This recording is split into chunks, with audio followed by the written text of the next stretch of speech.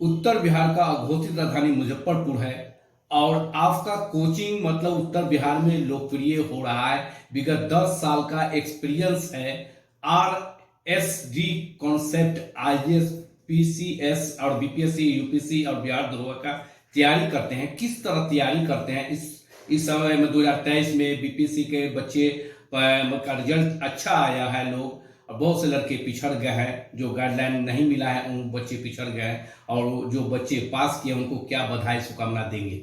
नहीं, जो बच्चे पास किए उनको तो बिल्कुल सहृदय शुभकामनाएं हैं। हमारी भी एक विद्यार्थी रही इस बार, अर्चना सिंह ने बेहतर रिजल्ट दिया। इस बार एक रिजल्ट है हमारे यहाँ से, और कई लोगों ने इंटरव्यू दिया था जिनका फाइनल सिलेक्शन नहीं हो पाया। तो ये तो कहना पड़ेगा कि पीसीएस है, इसमें लगे रहने से होता है, तो धैर्य तो रखना होगा। और रही बात जो बच्चे पिछड़ रहे हैं, उनको एक वे तय करना होगा अपना। विद्यार्थियों के पास संसाधनों की कमी नहीं है। कहते हैं कि अगर संसाधनों की कमी हो तो एक बात समझ में आती है कि पढ़ाई पे आपका निगेटिव फर्क पड़ सकता है क्योंकि संसाधनों की कमी है, लेकिन संसाधनों की अधिकता भी आपकी पढ़ाई पे बहुत फर्क डालता है और पॉजिटिव फर्क नहीं डालता। तो संसाधनों की अधिकता भी आपको कहीं ना कहीं डाइवर्ट कर रहा है। तो बच्चे थोड़ा बहुत पथ पे चलते हैं, कुछ दिन तक आदर्श तरीके से चलते हैं, फिर मार्ग से फिर भटक भी जाते हैं।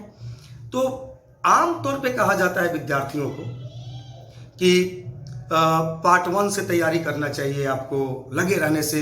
पार्ट 1 से तैयारी करेंगे तो पार्ट 3 क्लियर करते करते आपका रिजल्ट एकदम फाइनल हो जाएगा इत्यादि।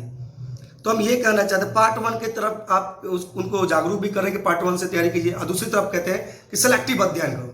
वो पार्ट 1 के विद्यार्थी को आप बेसिक अध्ययन करवाइए, और टेक्स्ट बुक कह दीजिएगा एनसीईआरटी पढ़ने के लिए, फिर कहिएगा सेलेक्टिव अध्ययन करो।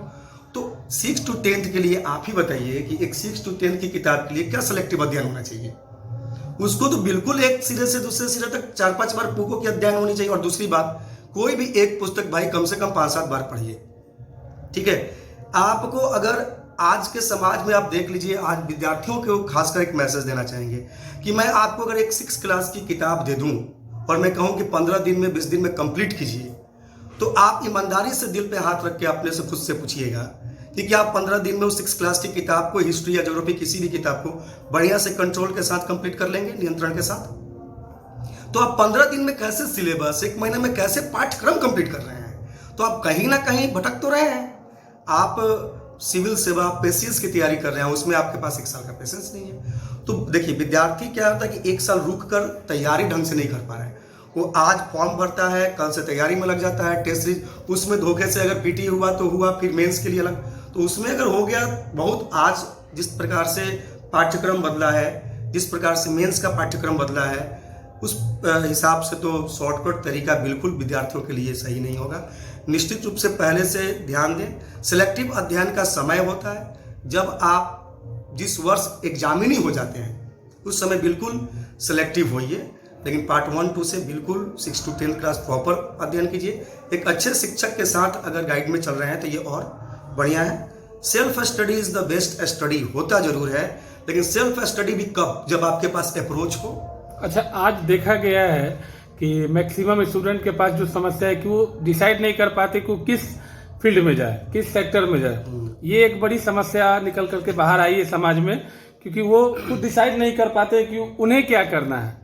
देखिए, ये तो एक, आप लोग भी बहुत व्यवहारिक लोग हैं। जब बच्चा मैट्रिक पास करता है तो हमारा समाज का जो माहौल है, या तो मैक्सिमम विद्यार्थी साइंस लेते हैं या फिर कॉमर्स लेते हैं, फिर तीसरे पोजीशन पे आर्ट्स के विषय के विद्यार्थी आते हैं।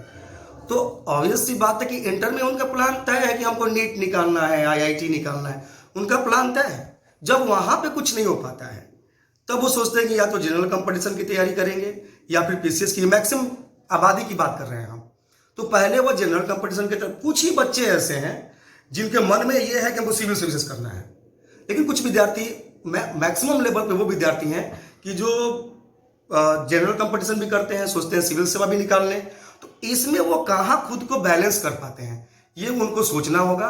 और कठिनाई की जहाँ तक बात है अपने करियर प्लान को लेके, तो आप एक छोटा सा, आप एक बताइए, आप लोग शिक्षा के क्षेत्र में अगर जानकारी ले रहे हैं तो कॉन्वेंट स्कूल का विद्यार्थी मैट्रिक में, इंटर में 90% नंबर लाता है, ठीक, लेकिन वो जब जनरल कंपटीशन में आता है या किसी कंपटीशन की तैयारी, तो उसको एक टीचर, हम हो चाहे कोई हो, इंक्लूडिंग मी, उसको लूसेंट धरा देते हैं या फिर किसी ऐसी किताब धरा देते रटो।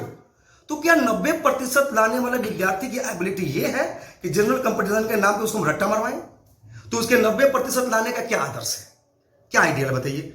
और आज जाके देख लीजिए, जनरल कंपटीशन के नाम पे जिनके इंटर में 80%, 90% नंबर, वो भी रट्टा मार रहे हैं। तो फिर वो करियर काउंसलिंग क्या होता है? वो तो नौकरी के लिए भटक रहे हैं। और 2% से ज्यादा सरकार नौकरी नहीं दे सकती। किसी भी खंड में 2% से ज्यादा बेरोजगारी के 2% से ज्यादा वो रोजगार नहीं दे सकती। बाकी उनकी योग्यता से ही अपने रोजगार सृजन करने होंगे, ठीक है। तो पढ़ाई विद्यार्थी के उद्यमशील बनाने के लिए होता है ना, उसको योग्य बनाने के लिए होता है। और जॉब मिलती है, बिल्कुल वेलकम है, स्वागत करें, लेकिन इसका मतलब ये नहीं है कि नौकरी नहीं मिलने से करियर बिल्कुल चौपट हो गया, अब क्या करें, नहीं, योग्यता होनी चाहिए। बाहर मतलब कि जैसे मार्केट में, मतलब कि जैसे बहुत से बुक्स में बिकते हैं, लोग बच्चे उससे को उठाकर मार्केट से खरीद कर लाते हैं, बच्चे तैयारी करते हैं बिन गुरु